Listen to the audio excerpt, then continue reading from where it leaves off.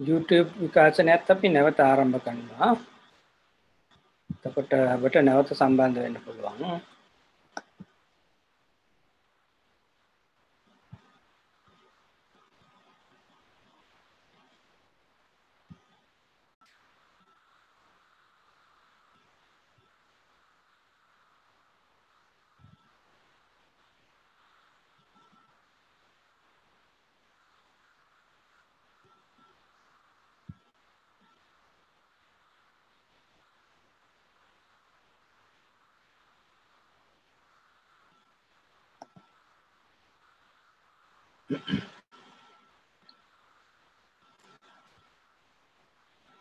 තෙරුවන් සරණයි හැමදෙනාටම. නමෝ තස්ස භගවතෝ අරහතෝ සම්මා සම්බුද්දස්ස. නමෝ තස්ස භගවතෝ අරහතෝ සම්මා සම්බුද්දස්ස. නමෝ තස්ස භගවතෝ අරහතෝ සම්මා සම්බුද්දස්ස.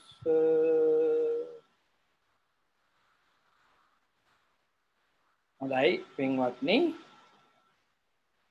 අපි මෙතෙක් දවස් මේ සාකච්ඡා කරමින් පැමිණියේ මංගල සූත්‍ර ධර්මයේහි මංගල්‍ය කාරණා පිළිබඳව.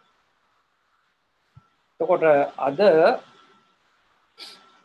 ඒ මංගල සූත්‍රයේම අන්තිම ගාථා ධර්මය උට්ඨස්ස ලෝක ධම්මේහි චිත්තං යස්සන කම්පති අශෝකං විරජං khemං ඒතම් මංගල මුත්තමන් කියන ගාථා ධර්මයේදී අපි පසුගිය සතියේ ඒ මූලික කාරණා දෙක සාකච්ඡා කළා.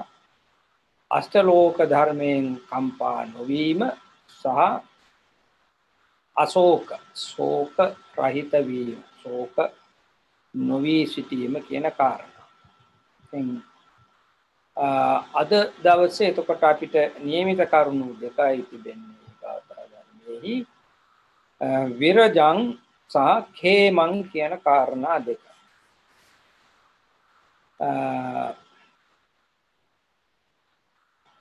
විරජ khema කියන්නේ කුමක්ද? දැන් අපි මේ සාකච්ඡා කරන මේ ගාථා ධර්මයේ පළවෙනි කාරණාව උට්ඨස්ස ලෝක ධම්මේහි චිත්තං යස්සන කම්පති. දැන් මේ රහතන් වහන්සේගේ ලක්ෂණ තමයි ප්‍රකාශ වෙන්නේ. ඒ කියන්නේ කලින් ගාථා ධර්මයේ ප්‍රකාශ කළ චතුරාර්ය සත්‍ය ධර්මයේ අවබෝධ කළ අරිය සත්‍යාන දර්ශනං කියපු විදිහට ඊළඟට නිබ්බාන සත්‍ය කිරියාය නිර්වාණය සාක්ෂාත් කළ ඒ ආර්ය පුද්ගලයන්ගේ ආර්ය ශ්‍රාවකයන් වහන්සේගේ ලක්ෂණ තමයි මේ කියවෙන්නේ. උට්ඨස්ස ලෝක ධම්මේහි චිත්තං යස්සන කම්පති. හරි, අෂ්ටලෝක ධර්මයේ යමකී සිත කම්පා වෙන්නේ නැත්නම් ඒක එක ලක්ෂණයක්. පාදී ගුණය කියලා අපි ඒකට කියනවා. ඉතින් අපි නොයෙක් උදාහරණ දායකට කළා. මල්ලිකා දේවිය බුදුහාමුදුරන්ගේ ශ්‍රාවකයන් ගැන කළා වූ දේශනාවන්, ඒ වාගේම බුදුරජාණන් වහන්සේ මේ තමන්ට ලැබුණු මේ විඳින්නට මුහුණ දෙන්නට සිදු වුණු අෂ්ටලෝක ධර්මයේ හැමේ සමසිතින් ඒ සියල්ලක්ම විඳ දරාගත් ආකාරය, ඒ වාගේම ශ්‍රාවකයන් වහන්සේලාට ඒවා එසේ භාර ගන්නට දේශනා කරපුවන්ව පැහැදිලි කළා. ඒ වගේම අශෝක කියන කාරණාවත් පැහැදිලි කළා. ඒ කවුද මේ අශෝක බවට පත් වෙන්නේ? දැන් හුඟක් දෙනෙකුගේ නමක් තිබෙනවනේ නේද? අශෝක කියන එක අපේ බොහොම බහුල නාමයක්. බහුල වෙලා අද පමණක් නෙවෙයි, එදා බුදුරජාණන් වහන්සේගෙන් පස්සේ දැන් අශෝක මහරජතුමා, එතුමා ධර්මාශෝක වශයෙන් හඳුන්වන්නට පටන් ගත්ත පසුව.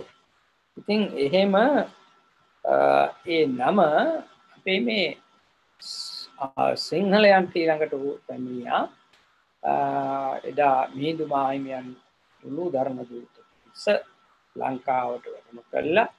ලංකා වාසියෙන් මේ බුදුන් දහම් සංගුණ ත්‍රිවිධ රත්නයේ සරණ ගිය පිරිසක් බවට පත් කළාට පස්සේ ඉතින් ඒ නාමයනුත් අපේ නාමයන් බවට පත් වෙනවා. එතකොට අශෝක කියන්නේ ශෝක කියන්නේ ශෝක කරනවා. අශෝක කියන්නේ ශෝක රහිත වීම. ශෝක නොකර සිටීම. ඉතින් පුහුදුන් සත්‍යාගේ ස්වરૂපය ශෝක කිරීමයි. ඒ කුමක් නිසා ඔහුගේ තියෙන පුහුදුන් ස්වභාවය නිසා. හරි. රහතන් වහන්සේ එතකොට ශෝක කරන්නේ නැහැ. ඒ කුමක් නිසාද? උන්වහන්සේ තුළ බිඳකුදු රාගය, ද්වේෂය, මෝහය ආදී මේ මුල්කටගත් කිසිදු ක්ලේශ ධර්මයක් ඇත්තේම නැහැ.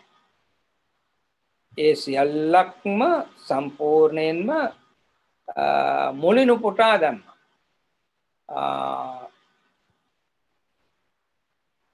ඒවම්පි තණ්හා අනුසයේ දල්ලේ නිබ්බන්ති දුක්ඛ මිදං පුනක් පුනක්.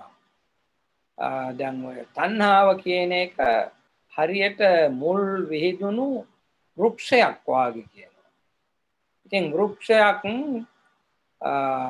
ඒ මුල තිබෙද්දී කපල දැම්මට, හරි, ඔය තාල වර්ගයේ නොවන අනිකුත් සියලු ගස්, හරි, මුල් ටික තියෙද්දී කඳෙන් කපල දැම්මට, මුලින් කපල දැම්මට ඒ මුල් පද්ධතිය කොටෙත් එක තියෙනවා නම් නැවත නැවත ලියලනවා. ඒ වාගේ කියනවා තෘෂ්ණාවත්. තෘෂ්ණාව අපිට පුළුවන් ධ්‍යාන ශක්තියෙන් යටපත් කරන්නට, හරි, ක්ලේශ ධර්මයන් ධ්‍යාන ශක්තිය ධ්‍යාන උපදවාගෙන යටපත් කළ හැකි. දැන් ඔය බ්‍රහ්මතලයේ උප්පත්තිය ලැබූ අය ඒ විදිහයි කළා තියෙන්නේ. භාවනා වඩලා අෂ්ට සමා පංචාභිඥා අර්ථ සමාපatti උපදවාගත් තවුසෝ ඒ කෙලස් මුලිනුපුට කෙලස් ප්‍රහීන කළ නෙවෙයි, කෙලස් යටපත් කරගෙන, හරි, සමාධි චිත්තයේ බලයෙන් කෙලස් යටපත් කරගෙන, ඉතින් ඒ නිසා බ්‍රහ්මත්වයේ උප්පත්තිය ලැබෙනවා. නමුත් ඒ බ්‍රහ්මත්වයෙන් මිදුණාම, චුත වුණාම නැවත ඒ අය මේ සසරට එනවා. ඒ මොකද ක්ලේශ ප්‍රහීන කළ නැති නිසා.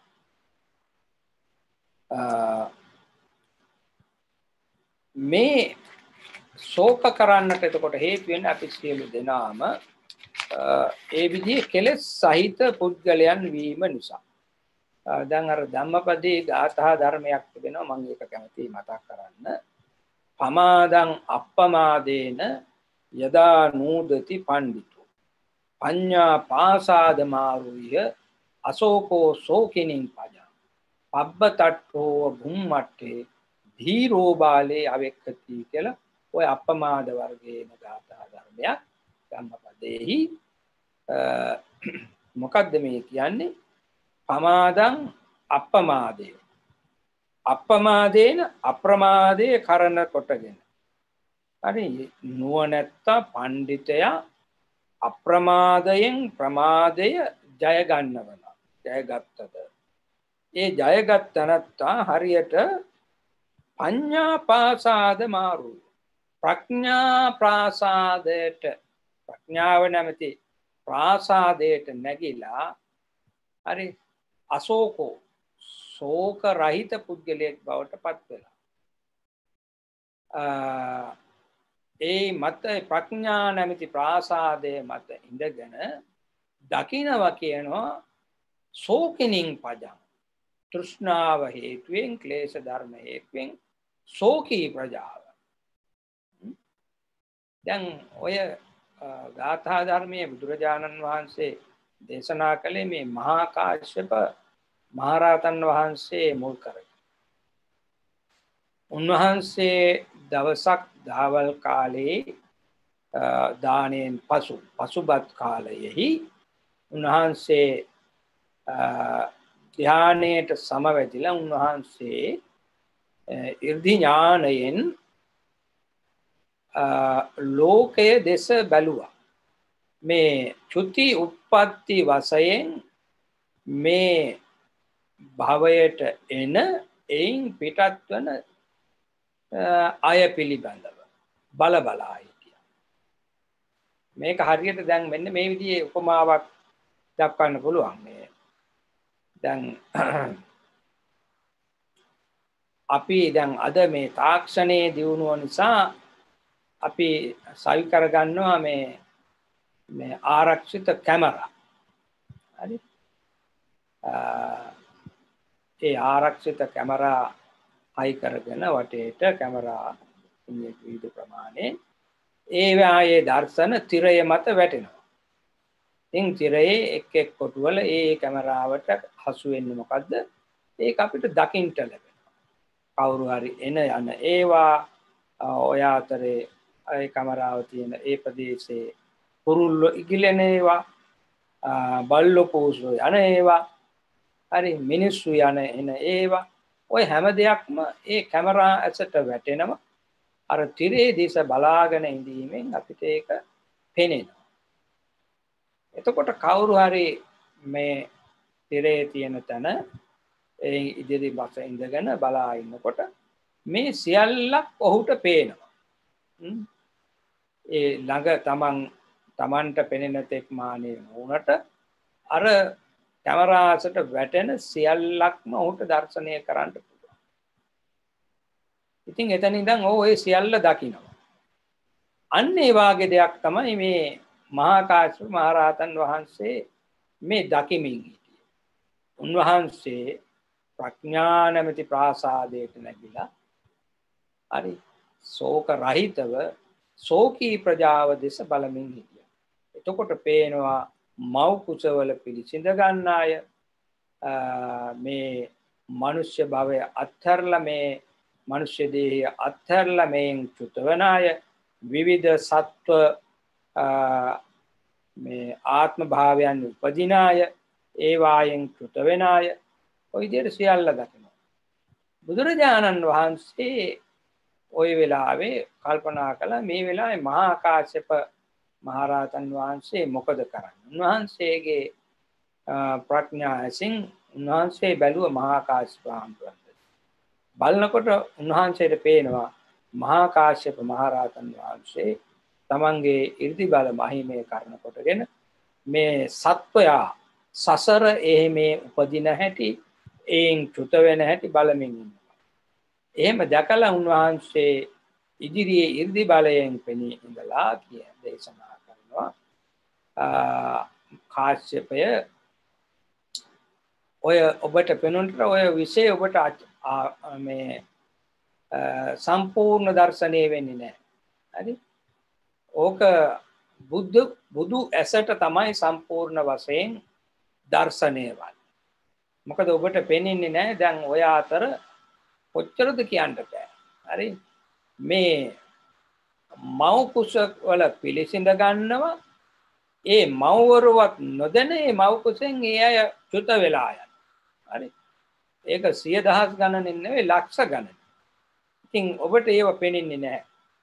ඒක බුදු ඇසට පමණයි පෙනෙන්නේ. බලන්නකෝ එතකොට බුදුරජාණන් වහන්සේගේ ඒ ප්‍රඥා ඇසට ඉර්ධි බලයට දිබ්බ චක්කු, හරි? දිබ්බ චක්කු ඥානයට මේ දර්ශනය වෙන හැටි. ඒ මව්වරුවත් නොදැන සත්වයෝ ඇවිදින්න මව් කුසෙහි පිළිසිඳ ගන්නවා.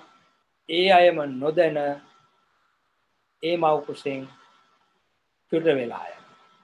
හරි? ඉතින් සමහර විට ඒ ගැබ වෙනත් සත්වයක් ඇවිදලා නැවත අරක් ගන්නවා. ඔන්න විදිහට මහා පුදුම දෙයක් මේ සංසාරයේ කියන එක. ඉතින් ඒ නිසා අපි මේ සියලු දේ මම මගේ වශයෙන් අල්ලා ගැනීම නිසා අප්‍රමාණ වූ තෘෂ්ණාවක් තිබෙනවා. ඉතින් ඒවා අත්හරින්නට වීම නිසා අප්‍රමාණ වූ ශෝකයක් ඇති වෙනවා. එක්කෝ ඒ සියල්ලක් තිබියදී අපිට යන්නට වෙන නිසා, එසේත් නැතිනම් අප ජීවත්ව සිටියේදී අපි හරිහම්බ කරගත්ත සියලු වස්තුන්, සියලු දෙනා, සියලු හිත මිත්‍රාදීන් අපෙන් වියෝ වෙනවා. බලන්න දැන් මේ විවිධ විපත් නිසා තනිවන පුද්ගලයෝ හරි තමන්ගේ පවුලේ ඉන්න මව්පියෝ සහෝදර සහෝදරි මේ සියලු දෙනා නැති වෙලා එක පුද්ගලයෙක් විතරක් හිටියෝ. කොයිතරම්නම් ශෝකයක් හටගන්නවද? ඉතින් ඒක තමයි සංසාරයේ හැටි. ඉතින් යම් කිසි කෙනෙක් මේ තෘෂ්ණාව මුලින්ම පුටා දමන තෙක්ම මේ ශෝක කිරීම කියන එක අඩු වැඩි වශයෙන් පවතිනවා. යම් තරමකටද යමකුගේ ධර්මය දැනීම අවබෝධයේ තිබෙන්නේ ඒ පමණට ඔවුන්ගේ ශෝක කිරීමත් වෙනස් වෙනවා. හරි. ධර්මයේ දැනගත් තැනැත්තා ශෝක කිරීමෙන් තොරව ශෝක රහිතව වාසය කරනවා. දැන් මම සිහිපත් කරන්න කැමති ආනන්ද අපේ බුදුරජාණන් වහන්සේගේ උපස්ථායක ආනන්ද හාමුදුරුවෝ. බුදුරජාණන් වහන්සේ පිරිනිවන් පාන විටදී ආනන්ද හාමුදුරුවෝ ඒක දරා ගන්නට බැරුව එතනින් ඉවත් වෙලා ගිහිල්ලා දොර උළුවස්සක් අල්ලගෙන හඬමින් සිටියා. බුදුරජාණන් වහන්සේ අහනවා කෝ ආනන්ද කියලා. අනුරුද්ධ මහරහතන් වහන්සේ ප්‍රකාශ කරනවා ආනන්ද මේව හඬමින් ඉන්නවා.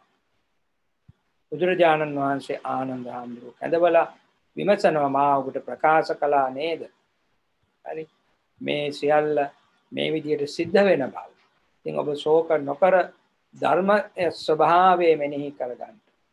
එතකොට ආනන්ද හාමුදුරුවෝ කෙලෙස් සහිතවයි සෝවාන් ඵලයටපත් වෙච්ච පුද්ගලයෙක් ඒ වන විට. නමුත් අනුරුද්ධ මහරහතන් වහන්සේලා ආදි කොටේට ඒ වැඩ සිටි අනිකුත් මහරහතන් වහන්සේලා එහෙම හැඬුවේ නෑ, ශෝක කළේ නෑ, වැළපුණේ නෑ. ධර්ම සංවේගයේ උපදවාගෙන ඒ සියල්ල උපේක්ෂා සිතෙන් විඳ දරාගෙන සිටියා. නමුත් එසේ නොවුණු ආනන්ද හාමුදුරුවෝ බොහොම ඇඟුම්බරව හඬමින් ශෝක කළා. ඉතින් බුදුරජාණන් වහන්සේගේ අවවාද අහලා නැවතුන් වහන්සේ හැඬීම නතර කළ ඒ ස්ථානයේ වැඩ සිටියා. එතකොට ශෝක අශෝක කියන්නේ එහෙමනම් ඒකයි. විරජ රජ කියන්නේ කෙලෙස්. විරජ කියන්නේ කෙලෙස් නැති බව. දැන් බලන්ට දැන් මේ අපි ඉන්නේ ග්‍රීස්ම කාලේ සමරේ. හරි මේ කාලේ බොහොම තදින් සූර්ය රශ්මිය පතිත වෙනවා පොළොව මත. එතකොට මොකද වෙන්නේ? මේ සියල්ල රත් වෙනවා ප්‍රමාණ ලෙස තාපේ පිට වෙන්නට පටන් ගන්නවා. හරි. ඒ පිට වෙන තාපේ දූවිලි වලා නංවමින් හාත්පස පැතිරිලා යනවා. එතකොට මේ දූවිලි පැතිරිලා ගිහිල්ලා මොකද වෙන්නේ? ඒවා විවිධ තැන්වල තැන්පත් වෙනවා. නිවෙස් තුලටත් ඇවිදින්න ඒවා තැන්පත් වෙනවා. එතකොට අපි මේ ඉඳ ගන්න ඇඳ පුටු මත අනුකුත් තියෙන උපකරණ මත ඔය හැම තැනකම දූවිලි පතිත වෙලා ඒවා තැවරෙනවා. දැන් අපි මේ දොර ජනෙල් වහගෙන හිටියත් ඒ කොයිතරම්නම් දූවිලි එක්රස් වෙනවද? ඒ ස්ථාන දිනපතා සතිපතා ඒ විදියට පිරිසුදු කළේ නැත්නම් මහා දූවිලි ගොඩක් එකතු වෙලා තිබෙනවා. ඉතින් ඒ තමයි දූවිලි වල ස්වභාවය. එතකොට දූවිලි එකතු වුණාම ඒ පැහැදිලි සියල්ලක්ම අපැහැදිලි බවට පත් වෙනවා. දැන් ඔකට හොඳ උදාහරණයක් ගන්න පුළුවන් මේ කණ්ණාඩියක්, මුහුණ බලන කණ්ණාඩිය. ඉතින් මුහුණ බලන කණ්ණාඩිය හොඳින් තිබෙනකොට එනවිත් එල්ලපු පළවෙනි දවසේ දෙවෙනි දවසේ බොහොම පැහැපත්ව මුහුණ පෙනෙනවා. හරි. කිසිදු අඩුවක් නැතුව පුංචි මේ චිත පවා පෙනෙනවා. ඉතින් ඔය කණ්ණාඩිය දිනපතා වෙචඩා පිස දමලා පිරිසිදු නොකර තිබුණොත් දවසින් දවස අර එකතු වන දූවිලි අරක මත බැඳිලා ටික දවසක් යනකොට මුහුණ පෙනෙන්නෙම නැතුව යනවා. නිකන් වලාකුලකින් වැහිච්ච හඳ වාගේ. හරි සාමාන්‍ය දසුණක් තමයි සුදු පාට සුදු ගැවුණු වීදුරුවක් මතින් යන්තම් ඡායාව පෙනෙනවා. එතකොට තමයි ඒ කෙලෙස් ඒ දූවිලි තවරුණාම වෙන දේ. අන්න ඒ වාගේ තමයි අපේ සිත. හරි. සිත ස්වභාවයෙන් ප්‍රകൃතියෙන් බොහොම පැහැපත් කියලා ප්‍රභාස්වරයි කියලා බුදුරජාණන් වහන්සේම දේශනා කරනවා. එතකොට ඒ සිතට කෙලස් නැගීලා සිත වසා ගන්නවා. එහි තිබෙන පැහැපත් බව ප්‍රභාස්වර බව නැති වෙලා ගියලා සම්පූර්ණ අඳුරු ස්වභාවයක් ගන්නවා. කොහෙන්ද කෙලස් නැගෙන්නේ? දැන් අර දූවිලි නැගෙන්නේ මේ පොළොව මතින්ම වාගේ. හරි, පොළොව අභ්‍යන්තරයේම තියෙන දේ තමයි මේ තාපයක් සමග ඉහළට නැගෙන්නේ. ඒ වගේ මේ සිත තුලම තමයි මේ කෙලස් තිබෙන්නේ. හරි, ලෝභය, ද්වේෂය, මෝහය මුල් කොටගත්ත ඒව තමයි මේ කෙලස් කියලා හඳුන්වන්නේ. හරි, මේ ප්‍රධාන මූල තුන මුල් කරගෙන, හරි, ලෝභය, ද්වේෂය, මෝහය මුල් කරගෙන කෙලස් අප්‍රමාණ වූ කෙලස් හට ගන්න. අපේ රේරුකාණේ හාමුදුරුවෝ නායකමානායක හාමුදුරුවෝ කෙලස් 1500 කියලාම පොතක් ලියලා තියෙනවා. ඒ තරම් ක්ලේශ ධර්ම රසක් මේ සිත තුල හට ගන්න. හරි, සිත තුලමයි හට ගන්න. ප්‍රභවයත් එතනමයි, මූලයත් එතනමයි. ඉතින් මේ කියූ ලෝභය, ද්වේෂය, මෝහය තිබෙන තාක්කල් මේ කෙලෙස් හට ගැනීම සිද්ධ වෙනවාමයි. ඒ කෙලෙස් හට ගැනීමෙන් සිතේ තිබෙන පැහැපත් භාවය, පවිත්‍ර භාවය, පිරිසුදු භාවය වැහිලා යනවා. හරි, එතකොට අපිට හරි වැරද්ද පේන්නේ. දැන් ඕකෙන් මේ රාගය ගනිමු, නැතිනම් ලෝභයම තමයි රාගය වෙන්නේ. රාගයම තමයි ලෝභය. හරි, ආසාව, තණ්හාව, ඔය සිය එක එක අවස්ථාවල එක එක වචන වලින් ඒක හඳුන්වනවා. යමකට තිබෙන ආසාව විදියට ගත්තාම මේක ලෝභය වශයෙන් හඳුන්වනවා. හරි, ඒක පුද්ගලයේ සම්බන්ධයෙන් ගත්තාම අන්න ඒක රාගයක් බවට හැරෙනවා. ඔකයි ඉතින් ස්වභාවය. ඒක ප්‍රේමය කියලා අපි හඳුන්වනවා. හරි, ඉතින් විවිධ වචන වලින් ඕක හඳුන්වනවා. නමුත් මේ එකම ලෝභය මුල් කරගෙන හට ගන්නා දේ. එතකොට ද්වේෂය ඒ තවත් එකක්. දැන් මේ ලෝභයට වඩා එකාතකින් ද්වේෂය භයානකයි. ඇයි? ද්වේෂය විනාශකාරී. ලෝභයත් විනාශකාරී වෙනවා. හරි, නමුත් ද්වේෂය ඒ සියල්ලකට වඩා විනාශකාරී. මොකද ද්වේෂය නැගුණාම සිතට ඒ ද්වේෂය නිසා සිත සම්පූර්ණයෙන්ම මෝහයෙන් වැසිලා යනවා. හරි වැරද්ද නොපෙනී යනවා.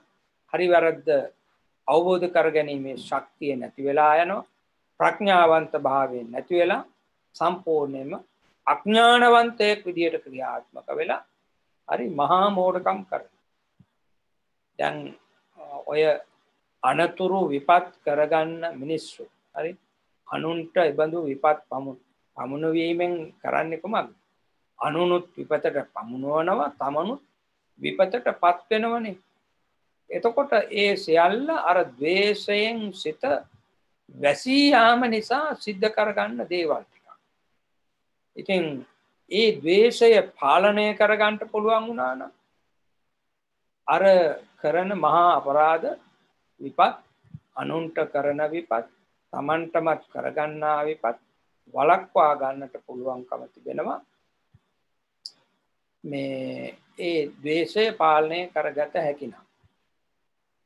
ඉතින් හැබැයි ඒ ද්වේෂය බොහොම පැහැදිලි ඉස්මතු වෙලා පේනවා. මොකද දැන් සිතට තරහව නැගුණා මේක අපිට හොඳට පැහැදිලි වෙනවා. හරි, අපිට ඒක දරා ගන්න බැරි වෙනවා. සිතේ තියෙන මේ ඒ වේගය අප්‍රමාණ වේගයක් එනවා සිතට. ඒ වේගයෙන් අපි ක්‍රියාත්මක වෙනවා. දහඩිය වැగిරෙන්නට පටන් ගන්නවා. ඒ වගේම මෝනේ පෙනීම වෙනස් වෙලා යනවා. ওই විවිධ සමහරු වෙවුලන්නට ගන්නවා, සමහරු කෝපය දරා ගන්නට බැරුව. හරි. තව කෙනෙක් රතු වෙනවා, තව කෙනෙක් කළු වෙනවා.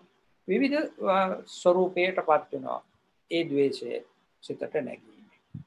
ඉතින් නමුත් මේ ලෝභය එසේ නොවේ. ලෝභය පිටතට නොපෙන්නා සිත තුළ සංගවාගෙන ඉන්නවා. ක්‍රියාත්මක වෙනවා. හරි. නමුත් පිටතට පෙන්වන්න පුළුවන් තමන් බොහොම නිර්ලෝභී පුද්ගලෙක් කියලා. ඒ තමයි ලෝභය. ලෝභය සංගවිලා තමයි කියන්නේ. ඒ හන්දාම ලෝභය දුරු කරන්නත් බොහොම අමාරුයි. හරි. අර ද්වේෂයට වඩා ලෝභය දුරු කිරීම බොහොම දුෂ්කරයි. ඉතින් ඒ නිසා තමයි ඔය තණ්හාව මේ භව බන්ධණයට මූලික වෙන කාරණා විදියට බුදුරජාණන් වහන්සේ දේශනා කළේ. හරි. දැන් ඔය අනේක ಜಾති සංසාරං සන්ධා විස්සං අනිබ්බසං ගාකාරකං ගවේසන්තෝ දුක්ඛා ජාති පුනප්පුනං ගාකාරක දික්ඛෝසි පුනගේ යන්නකාසි සබ්බාතේ පාසුකා බක්කා ගාකූටං විසංකිතං විසංකාරගතං චිත්තං තණ්හානං කය මජ්ජකා තෘෂ්ණා නැමැති වඩුවා විසින් සාධන මේ ගෙය මා විනාශ කළා. බුදුරජාණන් වහන්සේ එහෙම උදංගනුවනි. එතකොට තෘෂ්ණාව නැමැති වඩුව තමයි මේ සංසාරයේ නැමැති ගෙය හදන්නේ. ඒ තෘෂ්ණාවේ වැඩේ. හරි. එතකොට මේ මුළු භව බන්ධනයේම භවය පුරා සංසාරයේ පුරා සැරිසරන්නට ඒක හේතු වන්නේ ඒ තෘෂ්ණාව තමයි. කොට කාම තණ්හා, භව තණ්හා, විභව තණ්හා අපි මේ දේවල් විස්තර වශයෙන් කතා කරලා තිබෙනවනේ.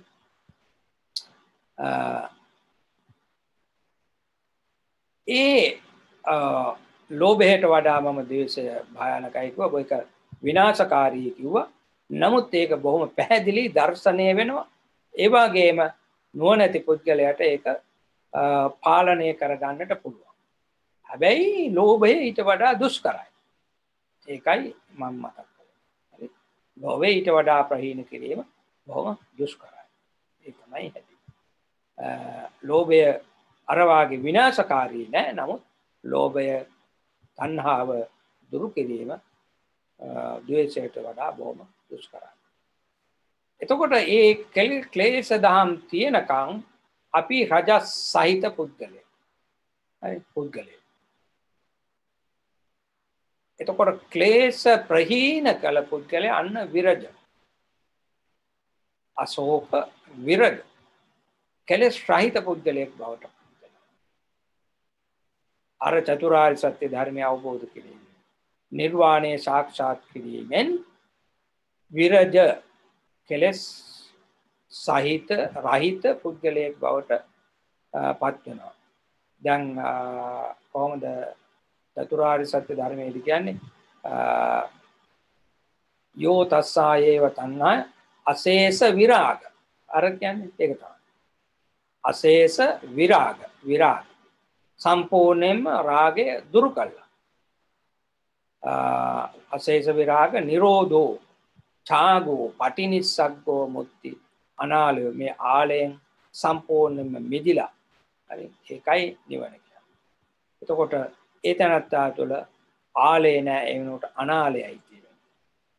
ආලය කියන්නේ ආලය කියලා ගෙටත් කියනවා. ආලය කියලා තෘෂ්ණාවටත් කියනවා. හරි. නිරෝධ නිවන කියලා කියනවා අපි. විරාග තණ්හක්කයෝ විරාගෝ නිබ්බාන. තෘෂ්ණාවෙන් මිදීම නිවනයි.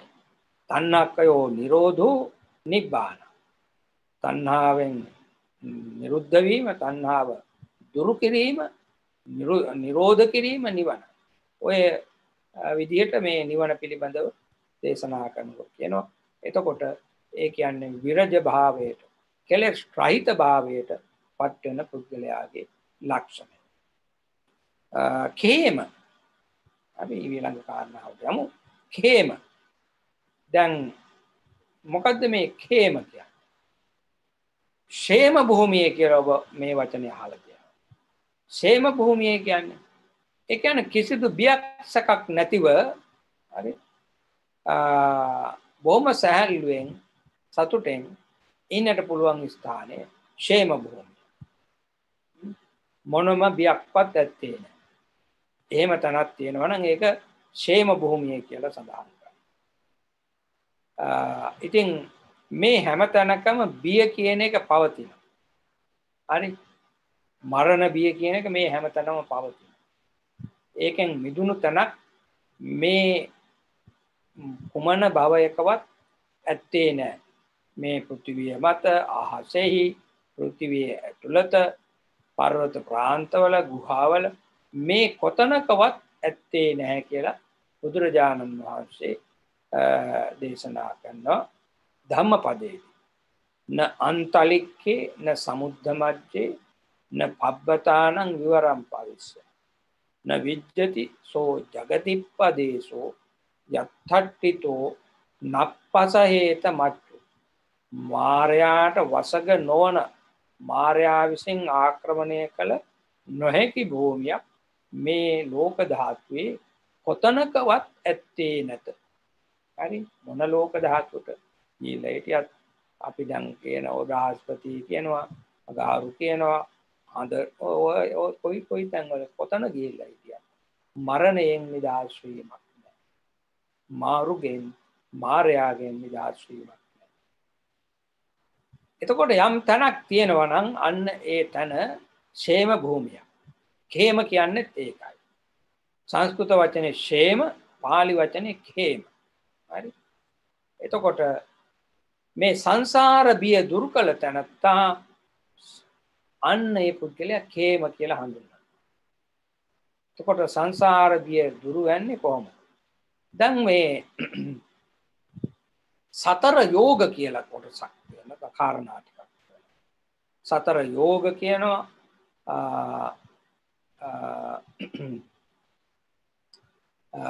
සතර ඕඝ කියනවා. හරි?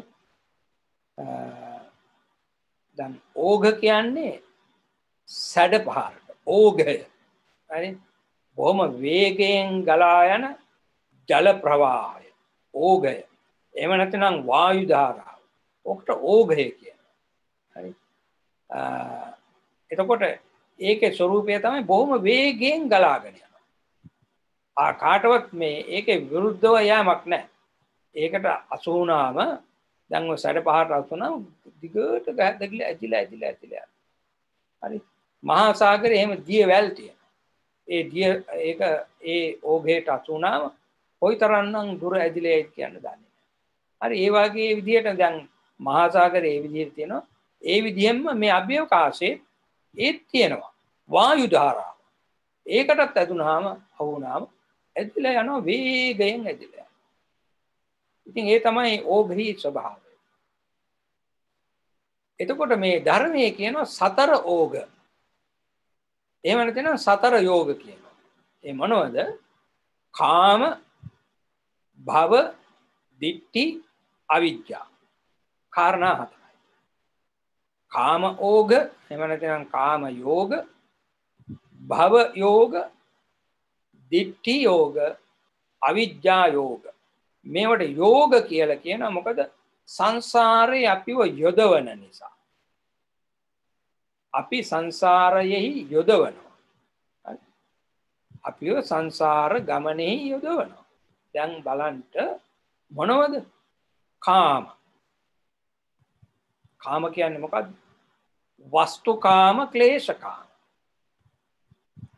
වස්තුකාමයේ කියන්නේ මොකද්ද? දැන් මේ තියෙන සියලු මේ භෞතික දේවල්. හරි? පණ ඇති, පණ නැති සියලු භෞතික දේවල්. මේවා වස්තු. එතකොට ඒවා සම්බන්ධයෙන් අපේ තිබෙන කැමැත්ත, ඒවට තියෙන ආසාව ඔන්න වස්තුකාම. හරි? එතකොට වස්තුකාම, ක්ලේශකාම කියන්නේ අන්න ඒවා මුල් කරගෙන සිතේ නැගෙන රාගය වෙන්නට පුළුවන්, ලෝභය වෙන්නට පුළුවන්, ආසාව වෙන්නට පුළුවන්, ප්‍රේමය වෙන්නට පුළුවන්. හරි මොනවා හරි ඒ විදියෙන් ඇතිවන කෙලස් දහම් අන්න ඒවා ක්ලේශකාම. ඒවා කෙරෙහි සිතේ හටගන්න බැඳීම. ඒක නැවත නැවත මෙනෙහි කරමින් සිටින ස්වභාවය.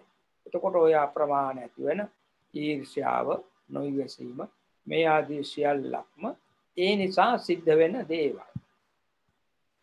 දැන් ඔය කියෝ කාම කියන එකම තවත් විදිහකට අපිට විග්‍රහ කරගන්න පුළුවන්. පංචකාම. හරි. ඒ පංචකාම තමයි මුල් වෙන්නේ මේ වස්තුකාම සහ ක්ලේශකාම වල. පංචකාම වස්තු මොනවද? රූප, ශබ්ද, ගන්ධ, රස, ස්පර්ශ. රූප ඇසින් දකින දේවල්ට කියනවා රූපය. රූප කියන. හරි. ඇස සමග සම්බන්ධ වන දේවල්. කනට සම්බන්ධ වෙන දේවල් අපි කියනවා ශබ්ද කියලා. නාසයට අසුවන දේවල් වලට කියනවා අපි ගන්ධ කියලා. හරි. ගන්ධ කියවුවම ගඳ සුවඳ දෙක. හොඳයි. අපි වචන දෙකක් කියවට ගඳ සුවඳ කියලා මේ මිහිරි දේවල් වලට සුවඳ කියනවා. අමිහිරි දේවල් වලට දුර්ගන්ධ කියලා කියනවා. නමුත් ඒ දෙක කොයි එකක් ගඳක්. හරි. මිහිරි එක සුගන්ධ, නරක එක අමිහිරි එක දුර්ගන්ධ.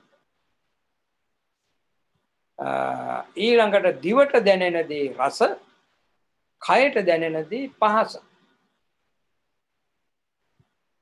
දැන් මේවට නෙවෙයිද අපි බැඳිලා ඉන්නේ? දැන් මේව නෙවෙයිද අපි ප්‍රාර්ථනා කරන්නේ? කෙනෙක් දානයක් දීලා දිව්‍ය ලෝකෙක ඉපදින්න ප්‍රාර්ථනා කරනවා. ඒත් මොනවද? ඒත් මේ ටිකම තමයි. දිව්‍ය ලෝකෙ ගියත් ඇස සතුටු කිරීම, කන් පිනවීම, නාසය පිනවීම, දිව පිනවීම, කය පිනවීම. හරි. ඒක එතකොට මේ මනුෂ්‍ය ස්වභාවයේ ඉක්මවල දිව්‍යමය ස්වභාවයෙන් ඒක ඒව විඳිනවා. හරි. එතකොට ඒකට අපි කියනවා දිව්‍ය සැප විඳිනවා. දිව සැප විඳිනවා. හරි. මනුෂ්‍යයන්ට ඒක ගෝචර වෙන්නේ නැහැ. දැන් අපි බොහොම රසවත් කියන දේ දෙවියන්ට ඒක බොහොම අමිහිරි දෙයක්. හරි. අපි දැන් මේ විඳින පංචකාම සැප කෙනෙක් දේවත්වයටපත් වුණාම ඔහුට ඒක මහා අපිරියාවක්. මේ මනුෂ්‍ය ලෝකය. මිනිසාගේ දැනෙන මිනිස් ගඳම ඔහුට මහා අපිරියාවක්. ඒකට හේතුව මම ඒකට කාරණාව කියන්නම්. මේ බුදුරජාණන් වහන්සේ වෙතට පැමිණි මට මතක හිටියේ ඔය දණ්ඩපාණි සාක්‍යහරි කවුරු හරි යන්නේ කෙනෙක්. ඔව් කියන මම මේ පරලොවක් විශ්වාස කරන්නේ නැහැ. ඒ මොකද මේ මැරෙන පුද්ගලයන්ට මං කියලා තියෙනවා ඒක මැරිලා ගිහිල්ලා නැවත ඉපදුනොත් ඇවිදින්න මට කියන්න කොහෙද ඉපදුනේ කියලා. ඉතින් මෙච්චර කාලයකට මට ඇවිදින්න කවුරුවත්ම කියලා නැහැ. මං අහවල් දියාවේ අහවල් වෙලා ඉපදුනා කියලා නැහැ. ඉතින් ඒ හන්ද මං පරලොවක් මැරිලා ගිහිල්ලා නැවත උපදිනවා කියලා පිළිගන්නේ නැහැ. අන්න යාට බුදුරජාණන් වහන්සේ දේශනා කරනවා. ඔබ ඔය කිය එහෙනම් ඔබට කවදාකවත් ඒක අත්විඳින්න වෙන්නේ නැහැ. මොකද මැරිලා යන කිසිම කෙනෙක් ඔබ හමුවට නැවත එන්නේ නැහැ. ඇයි? ඒ අය පව් කළා නම් ගිහිල්ලා ඉපදෙන්නේ කොහෙද? අපාය. දුගති. එක්කෝ තිරිසංගත සත්වයෙක් වෙන්නට පුළුවන්. ප්‍රේත භවයේ වෙන්නට පුළුවන්. අසුරනිකාය වෙන්නට පුළුවන්. එහෙමත් නැතිනම් අවීච මහා නරකය. මේ කොතන ඉපදුනත් ඒ විදිහට කෙනෙකුට ආපහු එන්න පුළුවන්ද? මෙන්න මනුස්ස ලෝකෙට ඇවිදilla. පෙනී ඉඳලා කියන්න පුළුවන්ද මං අහවල් තැන ඉපදුනාට? නෑ. හරි එහෙම කරන්න බෑ. ඒ වගේම බුදුරජාණන් වහන්සේ දැන් ඒකට උදාහරණයක් ගන්න. දැන් අපි කවුරු හරි හිරගෙට දැම්මනම් හිරගෙන් ඇවිදින්න ඒ මනුස්සයාට නිදහස් වෙන එනකන් එළියට හිරගේ ඇතුලේ ඉන්න ඕන. ඉතින් අරකට ඒ වාගේ එකක්. හරි. අපායට වැටෙනවා කියන්නේ පව්කමට කරන ලද පාප ක්‍රියාවට දඩුවම් වශයෙන් ලැබිච්ච තැන.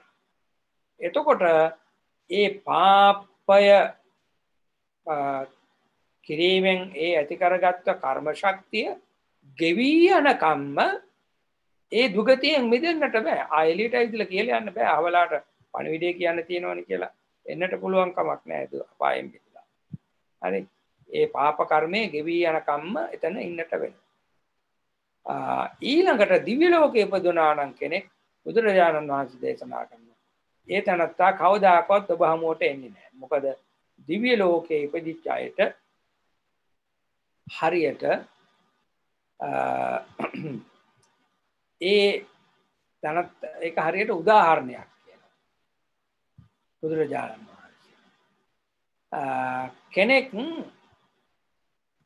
මේ අසුචි වලින් පිරිච්ච මහා අසුචි වලකට වැටෙනවා. හරි. දැන් ඔහුට මේකෙන් ගොඩ එන්නට බෑ. හරි. ඒක ඉතින් දුර්ගන්ධය කොච්චරද කියන්නට බෑනේ. අරකේ පණුව දඟලනවා. හරි. ඒ ඉතින් එහි ගිලිලා කරවටක් ගිලිලා ඉන්නවා. ඉතින් කවුරු හරි ඇවිදිලා මේ මොනවා හරි ආධාර උපකාර කරගෙන මේ මිනිස්සයා ගොඩට ගන්න. ගොඩට අරගෙන ගිහිල්ලා හරි වතුර පාරකට දාලා හොඳට නාවලා පිරිසිදු කරලා ගන්නවා. එතකොට මේ පිරිසිදු කරපු මිනිස්සයා නැවත ආපහු අර අසුචි වල තියෙන පළාතටවත් යනවද කියලා අහනවා බුදුරජාණන්. ඒ පළාතකින්වත් යන්නේ නැහැ. අන්න ඒ වාගේ කියනවා දෙවියන්ට මේ මනුෂ්‍ය ලෝකය මිනිසුන්ගේ කම. හරි. ඒ කියන්නේ ඒ තරම් බොහොම ග්‍රාම්‍ය තත්වයක් මේ මනුෂ්‍ය ආත්ම භාවය. දිව්‍ය තලයට එක්ක සාපේක්ෂව බලනකොට. ඉතින් ඒ නිසා ඔය කාම වස්තුන් එහෙමනම් කොතන ගියත් මේ කාම වස්තුන් විදීම තමයි තිබෙන්නේ. එතකොට ඒ කම් සැප විදීම මේ දිව අස්කන්නාසාදී ඉන්ද්‍රියන් පිනවීම අපි ඔකට කියනවා කාම කම් සැප විඳීම. එතකොට ඕකට තියෙන කැමැත්ත තමයි ඕකට තියෙන ආසාව තමයි අපි මේ සංසාරේ භවයෙන් භවයට එක් භවයකින් තව භවයකට නැවත ඉපදෙමින් මැරෙමින් ගමනේ යෙදෙන. ඉතින් මේක හරියට අර සැඩ පහරකට අසු වුණා වගේ තමයි. හරි අපි ඔහේ ඇදිලා යනවා. සංසාරේ අපිව යොදවලා. මොකක්ද එතකොට මූලික වෙච්ච කාම කියන දේ. කාම යෝග. ඉතින් ඒ නිසා ඒක පළවෙනි කාරණාව මේ කාමය. ඊළඟට භව ඕග. එතනම් භව යෝග. මේ භවයේ රැඳී සිටීමේ තියෙන ආසාව. හරි.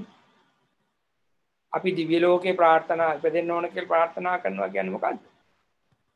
මේ භව ආසාව. දැන් ඔය පින්කම් වලදී කියන්නේ ඔය හිතන්නකෝ බලන්න. අපි කොයිතරම්නම් කියනවද? මේ පින්කම නිසා උපන් භවයක විපතක් කරදරයක් නොම වේවා. අකල් මරණයක් නොම වේවා. ඉතින් එතන මේ තව විදිහකින් කියන්නේ කොහොමද? මේ නැවත ඉපදීමයි මේ ප්‍රාර්ථනා කරන්නේ. හරි?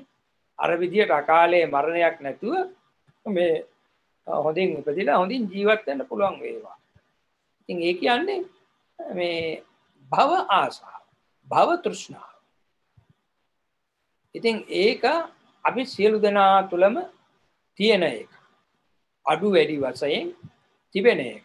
හරි? භවයේ තියෙන භයානක බව දකින්න තෙක් ඒ භව තෘෂ්ණාව තිබෙනවා. බුදුරජාණන් වහන්සේ අපිට භව තෘෂ්ණාව දුරු කරන්න කියලා තමයි දේශනා කරන්නේ. උන්වහන්සේ ඒක කොයිතරම් භයානකද කියලා මේ එක කතාපෝ මේ සද්ධර්ම රත්නාවලියේ තිබෙන කතා ප්‍රවෘත්තිය. සූකර පෝතිකාවකගේ කතාව. ඊරි පැටියෙකුගේ කතාව කියලා එකක් තියෙනවා. හරි. දැන් මේ කියන බුදුරජාණන් වහන්සේ නුවර වීථියේ වඩනකොට ඊරි පැටියක් දකිනවා. ඒ ඊරි පැටිය දැකලා බුදුරජාණන් වහන්සේ සිනා පහළ කරනවා. ආනන්ද හාමුදුරුවෝ අහනවා "ඒ ස්වාමී සිනා මේ ඊරි පැටිය දැක්කද කියලා?" බුදුරජාණන් ආනන්ද හාමුදුරුවෝ එහෙමයි ස්වාමී. මේ ඊරි පැටියා කකුසඳ බුදුහාමුදුරන්ගේ කාලේ ඒ විහාරස්ථානයේ මේ දන්ශාලාව ආශ්‍රේ කිකිලියක් වෙලා හිටියා. ඒ එළියට දාන ඉඳුල් අවුලලා කාලා ජීවත් වුණා. ඉතින්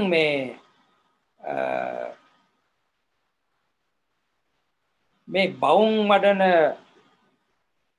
භික්ෂූන් වහන්සේ නමකගේ ඒ ගාථා සජ්ජායනාව අහලා මේ කිකිලි එහෙම අහගෙන ඉන්නකොටම ඒ කෙරේ සිත නැමිලා තියෙනකොටම මේ කිකිලි එතනින් මැරිලා යනවා. මැරිලා ගිහිල්ලා මනුෂ්‍ය භවයක උප්පත්තිය ලැබෙනවා. මනුෂ්‍ය දුවක් විදියට. එතකොට මනුෂ්‍ය දුවක් විදියට උප්පත්තිය ලැබලා මේ ධ්‍යාන උපදවා ගන්නවා. හරි. තවුස්දම් පුරලා ධ්‍යාන උපදවා ගන්නවා. ඒ ධ්‍යාන උපදවාගෙන ගිහිල්ලා බ්‍රහ්මත්වයේ උප්පත්තිය ලැබෙනවා. ඒ බ්‍රහ්මත්වයේ උප්පත්තිය ලැබලා ආපහු ඇවිදින්න මනුෂ්‍ය භවයේ උප්පත්තිය ලැබෙනවා. ඉතින් ওই විදිහට ඒ කිකිලිය දැකලා තමයි බුදුරජාණන් වහන්සේ අර සිනහ පහළ කළේ. ඉතින් ඒකෙන් උන්වහන්සේ දේශනා කරන ඒකයි මේ භවය කියන එක මහා පුදුම භයංකර තැන. සංසාරෝග මහා භය කිව්වේ ඒකයි. මේක බොහොම භයංකර ස්ථානයක්. හරි. කොයි විදිහෙන් මෙතෙන්ට වැටුනාම කොයි විදිහෙන් ජීවිත ගමන සංසාර ගමන මොන තත්ත්වයන්ටපත් වෙයිද කියන්න පුළුවන්. අර බ්‍රහ්මත්වයේ ඉපදිලා හිටිය කෙනා කිකිලියක් වුණා. බලන්නකෝ. ඒ වගේම තව එක කතාවක් තිබෙනවා. එක පුරුෂයෙක් ස්ත්‍රියකගෙන් 4 වරක් මැරුම් කරනවා. ඒ ස්ත්‍රියට බැඳගත් ආසාව නිසා. දැන් ඒ සිද්ධිය වෙන්නේ මෙහෙම. දැන් අඹු සැමි යුවලක් ඉන්නවා. ඒ ස්වාමියාට බාල සහෝදරයෙකුත් ඉන්නවා. දැන් මේ බාල සහෝදරයා අර වැඩිමහල් සහෝදරයාගේ බිරිඳ සමග අනාචාරයේ හැසිරෙනවා. ඉතින් ඒ ස්ත්‍රියත් මේ පුද්ගලයාට මේ බාල සහෝදරයට ආශක්ත වෙනවා, කැමති වෙනවා. හරි? ඔහු කෙරෙහි බැඳෙනවා. බැඳිලා මේ ස්ත්‍රිය අර බාල සහෝදරය පළඹවනවා. අපි දෙන්නම මහා අවනම්බුවකට ලක් වෙනවා. හරි? මහා කරදරයකටපත් වෙන්නට වෙනවා. මේක එළි වුණා. ඒ හන්ද ඔබේ සහෝදරයා නැති කළා දාන්න ඕන.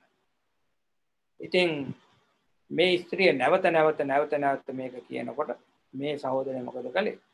තමන්ගේ වැඩිමහල් සහෝදරයා මරලා දානවා.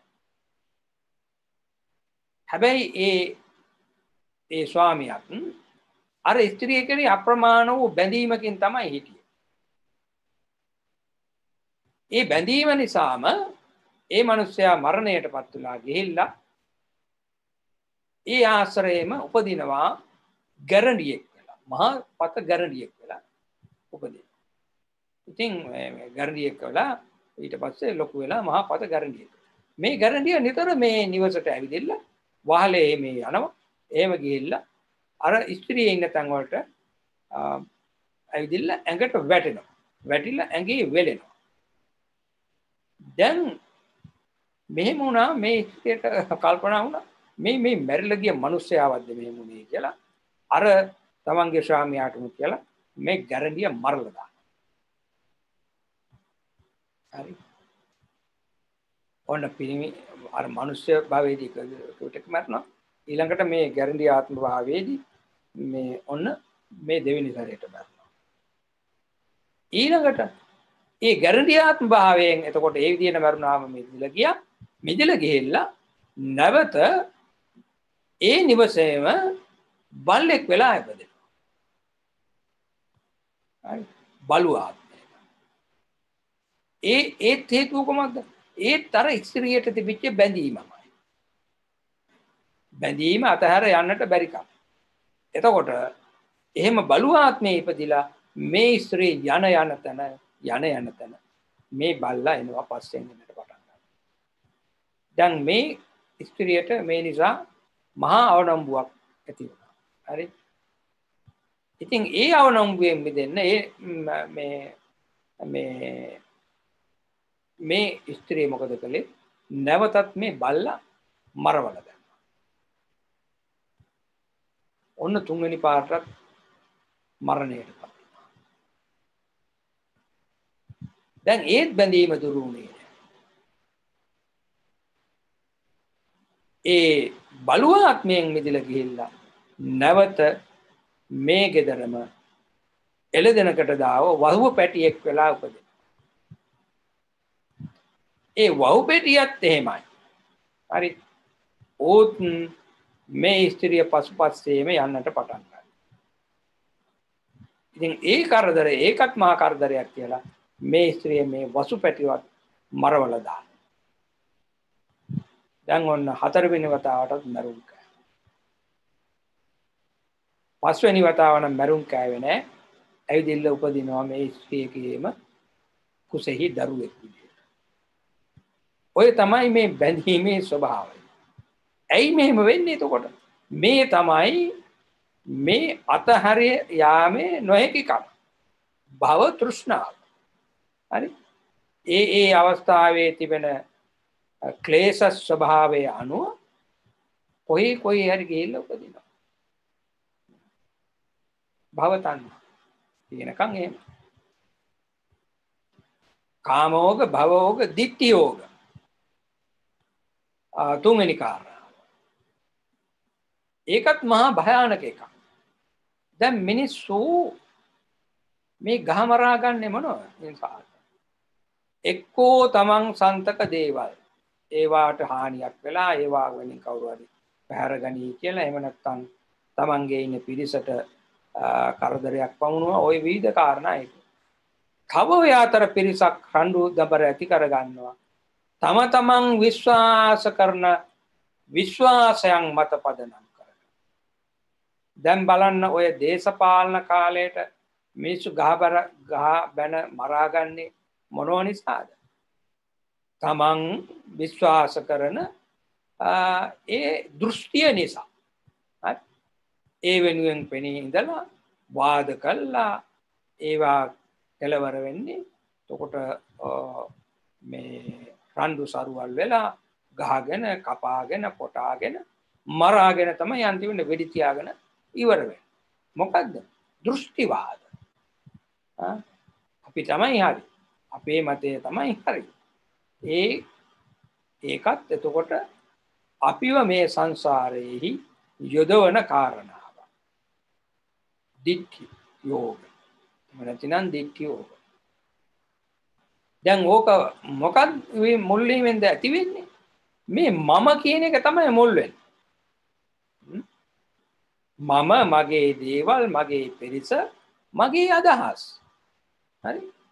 මම මුල් වීමෙන් තමයි වෙන්නේ. හරි? මමංකාරය, මමායනේ. මමත්වය තමයි මූලික දෘෂ්ටිය. ආත්ම දෘෂ්ටිය. හරි? ඒක තමයි අනිත් සියල්ලකටම හේතු වෙන්නේ. එතකොට ඒකත් එහෙනම් මේ සංසාරේ යොදවන එකක්. එතකොට ආත්ම දෘෂ්ටියේ යම් දවසකද දුරු කරන්නේ අන්න ඒ තැනත්තා එදා සිට මේ සංසාරයෙන් නිදහස් වෙන්නට පටන් ගන්නවා. නිදහස් වෙන ගමන ආරම්භ කරනවා. හරි සක්කාය දිට්ඨිය කිව්වේ ඒක. මේ පංච උපාදානස්කන්ධයේ කෙරෙහි තිබෙන බැඳීම තමයි සක්කාය දිට්ඨිය. එතකොට මේ සක්කාය දිට්ඨිය තිබෙන තාක්කල් සංසාර ගමනේ යෙදෙනවා. සක්කාය දිට්ඨිය නැති වෙන්නේ කොතනද? යම් කිසි කෙනෙක් මම මගේ ආත්මය කියන මේ දෘෂ්ටියෙන් මිදෙනවා නම් ඒ තමයි සෝවාන් ඵලය ලබන දවස. දහම් ඇස ධර්මය අවබෝධ කරන දවස. එදාට අන්න ඒ තනත්තා මේ සංසාර ගමනෙන් නිදහස් වීමේ මාර්ගය ආරම්භ වෙනවා. හරි ඒකයි. එතකොට ඒ කාම භෝග, භව භෝග, ditthi භෝග, අවිජ්ජා භෝග. අවිජ්ජා කියන්නේ එතකොට මේ සියල්ල. අවිජ්ජා පත්‍ය සංඛාරා. හරි. අවිද්‍යාව තමයි මුලාව, මෝහය, අවිද්‍යාව තමයි මේ සියල්ලකට මුල.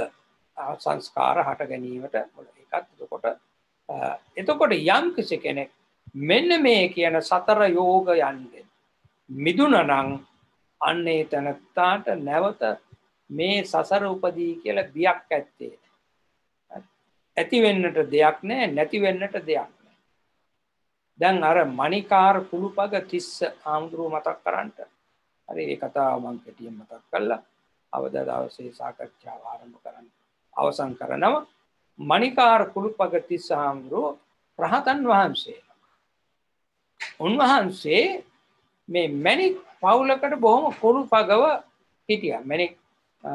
මණිකාර මණික් පවුල කියන්නේ මණික් තියෙන කට්ටියක් නෙවෙයි. රජ්ජුරුවන්ගේ මණික් කපන්න උපදමන. රජ්ජුරුවන්ට මණිකක් ලැබුණා නම් මේ පුද්ගලයාට තමයි ඒක එවන්නේ. ඔව් මණික් ශිල්පියෙක්. හරි. ඒ මණික කපලා උපදමා නැවත රජතුමාට දෙන්න. ඉතින් රජතුමාට බොහොම වටිනා මණිකක් ලැබුණා. ඒක මේ මණිකාර මනුස්සයා වෙත එව්වා. මේක කපලා උපදමා ආපසු එවන්න. දැන් මේ මණිකාරයාගේ නිවසේ ඉන්නවා මේ ඇති කරනවා සැලලිහිණියෙක්. එතකොට ඒ නිවසට තමයි මේ රහතන් වහන්සේ දිනපතාම පිණ්ඩපාතේ එන්නේ. වෙනින් කොහාටවත් යන්නේ. ඇවිදිලා ඒ නිවසේ පිණ්ඩපාතය සකස් කරලා දෙනකන් ඒ නිවසේ වැඩ ඉන්න. වැඩ ඉඳලා දාහණය පිළියෙල කරලා දුන්නාම දහවල් කාලයට ඒ දාහණය වළඳලා පිටත් වෙලා ආපසු වඩිනවා. හරි ඒ පවුලට බොහොම සමීපයි. ඉතින් මේ ඒ රහතන් වහන්සේලා වුණත් හරි ඒ පූර්ව තිබෙන ඒ මොකක් හරි පුරුද්ද එහෙම යනවා. හරි. දැන් බුදුරජාණන් වහන්සේට සංසාර පුරුදු ඇත්තේ නැහැ. ඒ බුදුරජාණන් වහන්සේ ලෞතර බුද්ධත්වයට පත් වෙනකොට ඒ සංසාර පුරුදුත් ඔක්කොම නැතුවයි බුද්ධත්වයට පත් වෙන්නේ. නමුත් රහතන් වහන්සේලා කෙලස් ප්‍රහීන කළාට අර මොනවා හරි පුරුදු සංසාර වශයෙන් අරගෙන ආපු පුරුදු තියෙනවා නම් ඒවා ඇතහැරෙන්නේ නැහැ. ඒ පුරුදු උන්වහන්සේලා පිරිනිවන් පාන තෙක්ම යනවා. හැබැයි ඒවෙන් උන්වහන්සේට කරදරයක් මේ කියන්නේ මේ අකුසල් දහම් සිද්ධ වීමක් වෙන්නේ නැහැ. අර පරණ පුරුදු අතහර ගන්නට බැරිකම තමයි තිබෙන්නේ. දැන් එහෙම එක හම්දුනමක් හිටියා මිනිසුන්ට ආමන්ත්‍රණය කරන කාලා කන්න. ඒත් සංසාර පුරුදු. මොකද මේ බ්‍රාහ්මණ එක් විදියට උප්පත්තිය ලැබලා ඉන්න පූර්ව භවයේ ඒ මිනිසුන්ට අර විදියට කතා කරලා පුරුදු නිසා මේ භවයේ අර වචනයෙන්ම කතා කරනවා. තින් සංසාර පුරුදු. එතකොට මේ මණිකාර කුළුපගති සාම්රුත් මේ වැඩ ඉනකොට මේ දවසේ මණිකක් ගෙනත් දුන්නා. ඒ මණික කප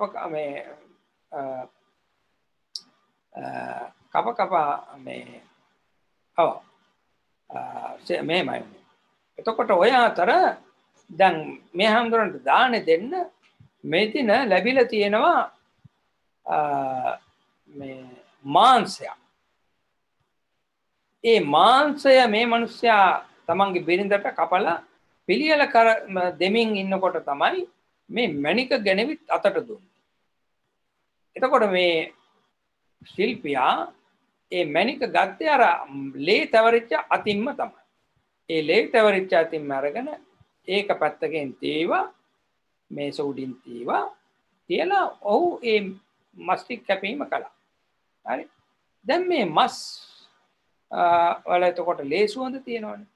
ඒ ලේ සුවඳට ආවා මේ සැලලී. අර ලේ තවරුණු මණික් කැටේ තිබුණා. ඌ ඒක හිතුවා මේ තිබෙන්නේ ලේ කැටියක් කියලා ඒක ගිල්ලා. දැන් මිනිස්සයා මස් ටික කපලා ඉවර වෙලා මණික බැලුව අරන් තියන්නේ. මණික මේ කපලා ඒ වැඩ කරන්නේ. මණික නැහැ. දැන් වෙනත් කවුරුවත් හිටියෙත් නැහැ. හිටිය අය එතන හිටියේ ඔහු හැරුණකොට මේ ඉන්න හාමුදුරුවෝ පමණයි. දැන් ඇහුවා මණික දැක්කද? දැන් මේ මණික ගත්තද? මේ හාමුදුරුවෝ නෑ මම ගත්තේ නෑ. එහෙනම් මොකක්ද උනේ? නිශ්ශබ්ද වුණා. උත්තර දෙන්න විදියක් නෑනේ. දැන් මණික ගිල්ල දැක්කා අර සැලලීනියා. දැන් මේ සැලලීනියා මණික ගිල්ල කිව්වනම් මොකද වෙන්නේ? අර මිනිස්සයා සැලලීනියා වරලා මණික ගන්න. දැන් රහතන් වහන්සේට මේ සැලලීනියාගේ තමන්ගේ ජීවිතය වෙනුවෙන් සැලලීනියාගේ ජීවිතේ නැති කරන්න බෑ. මොකද උන්වහන්සේට ජීවිත ආසාවක් නැහැ. හරි නැවත කරගන්නට දෙයක් නැහැ 아무තෙන් ජීවත් වුණා. ඉතින් මේ මිනිස්සයා මොකද කළේ? අර හාමුදුරුවෝ රහතන් වහන්සේ උ දන්නේ නැහැ රහතන් වහන්සේ නම. ලණුවක් කරගෙන පාදේ ඉඳන් මුළු ඇඟම කිටි කිටියේ වෙලාගෙන ගියා. කතා කරනවා. හරි. කතා කරවන්න කියලා. අන්න එතකොට දැන් ඉතින් මෙහෙම කිටි කිටියේ ඉහළට වෙලාගෙන යනවා. මොකද වෙන්නේ එතකොට? ලේ ටික උඩට තෙරපෙනවා. එහෙම තෙරපිලා මොකද වෙන්නේ? දැන් ඔන්න ඇසින්, කනින්, නාසයෙන්, කටින් ලේ වැగిරෙන්නට පටන් ගන්නවා. හැබැයි තාම ප්‍රාණය නිරුද්ධ වෙලා නැහැ. හරි? පණ තිබෙනවා. දැන් අර සැලලිහිනිය නැවත එනවා අර වැగిරෙන ලේ බොන්න. දැන් මේ මිනිස්සයා බොහොම කෝපයෙන් ඉන්නේ. මේ හාමුදුරුවෝ කතා කරන්නේත් නැහැ. බොහොම කෝපයෙන් ඉන්නේ. අර ලේ ඇවිදිලා ලේ සුවඳට ලේ පුරා බොන්න හදන සැලලිහිනියට ගහනවා. අතින් ගන්නවා වීසි වෙලා යනවා. අන්න එතකොට හාමුදුරුවෝ කතා කරනවා. අර සැලලිහිනියට ප්‍රාණය තියනවාද කියලා බලන්න. බලනකොට සැලලිහිනියා මැරිලා. අන්න එවිට තමයි උන්වහන්සේ ප්‍රකාශ කරන්නේ ඔය සැලලිහිනියා අපල බලන්න ඕකට මැනික ලැබෙනවා. ඔන්න එතකොට භව ආශාවක් නැහැ ඒ හාමුදුරන්ට. උන්වහන්සේ රහත් ඵලයටපත් වෙනවා. ඒ තමයි විශේෂය. භව ආශාව තියෙන කෙනාට අපිට තව බොහෝ දේවල් කරගන්න හිතයි ආසයි. රැස් කරගන්න හිතයි. හරි. අපි කොයි තරම්නම් හිතනවද මේ දේවල් කරන්න ඕනේ. මේ භවයේ බැරි නම් ඊළඟ ආත්ම භවයේ හරි ඒක ටික කරගන්න සම්පූර්ණ කරගන්න තමයි බලාපොරොත්තු. ඒ තමයි ස්වභාවය. එතකොට අපිට මේවා තියෙන තාක්කල් මේ සංසාර බිය තියෙනවා. හරි. කොයි මොහොතේ විපතක් වෙයිද කියන බය තියෙනවා. ඉතින් ඕක තියෙනකන් අපි ඛේම බවටපත් වීම, ෂේම බවටපත් වීමක් වෙන්නේ. ඉතින් ඒ නිසා යම් කිසි කෙනෙක් මේ කියන කාම භව දිට්ඨි අවිද්‍යාව මේ කියන සතර යෝග නැතිනම් සතර ඕග දුරු කළා නම් අන්නේ තනත්තා නිබඳවම නිරන්තරයෙන්ම නොබියව වාසය කරන හරියට ෂේම භූමියක ජීවත් වෙන තනත්තා. ඒ තමයි එතකොට මංගල්‍ය කාරණාවල 38 වෙනි කාරණාව. අද එතකොට ඔන්න මංගල සූත්‍ර ධර්මයේ මේ මංගල කාරණා විස්තර කිරීම මෙයින් අවසන් කරනවා. ඉතින් ඔබ දැන් කාල වේලාව ඉක්මලා තිබෙනවා. ඊළඟ සතියේ හමු වන අවස්ථාවේ ඔබට යම් අහන්නට දේවල් තියෙනවා නම් ඒ දේවල් නැවත මතක් කරගන්න අහන්න අපි ඊළඟ සතියේ එතකොට කතා කරලා නැවත තවත් මාතෘකාවකට යන්නට පුළුවන්. එහෙමනම් අද දවසේ මේ විස්තර කරන ලද කරුණු කාරණා ශ්‍රවණය කිරීමෙන් ඔබ සිද්ධ කරගත්තා වූ ඒ අප්‍රමාණ වූ ඒ පුණ්‍ය ස්කන්ධයේ බලය ඔබ හැම දෙනාට මෙලෝ පරලෝ දෙලෝ සුභ සිද්ධිය සැලසේවා. මේ ඇති කරගත්තා වූ ධර්මයේ පිළිබඳ අවබෝධයේ ධර්මඥානය ඔබට යම් දවසක උතුම් චතුරාර්ය සත්‍ය ධර්මය අවබෝධ කිරීම පිණිසම හේතු වේවා කියලා ප්‍රාර්ථනා කරනවා. එහෙනම් අපි දෙවියන්ට ඥාතීන්ට පුණ්‍යානුමෝදනා කරලා අවසන් කරමු. ආකාසට්ටා ච බුම්මට්ටා දේවානාගා මහිද්దికා පුඤ්ඤන්තං අනුමෝදිත්වා චිරං රක්ඛන්තු ලෝක සාසනං චිරං රක්ඛන්තු දේශනං චිරං රක්ඛන්තු මං පරං. නමින් මීගිය මෞපිය ගුරුවරයාදී ඥාති සමූහයා මේ පින් අනුමෝදන් කරනවා. මාගේ මිය පරලෝකයේ දයාබර මෞතුමිය ඒ WK රෝසා මාතාව මේ ප්‍රාණකාරියත් මේ පින් අනුමෝදන් වෙත්වා. ඒ හැමදෙනා සැපවත් වෙත්වා. ඉදං මේ ඥාතිනං හෝතු සුඛිතා හොන්තු ඥාතයෝ. ඉදං මේ ඥාතිනං හෝතු සුඛිතා හොන්තු ඥාතයෝ. ඉදං මේ ඥාතිනං හෝතු සුඛිතා හොන්තු ඥාතයෝ.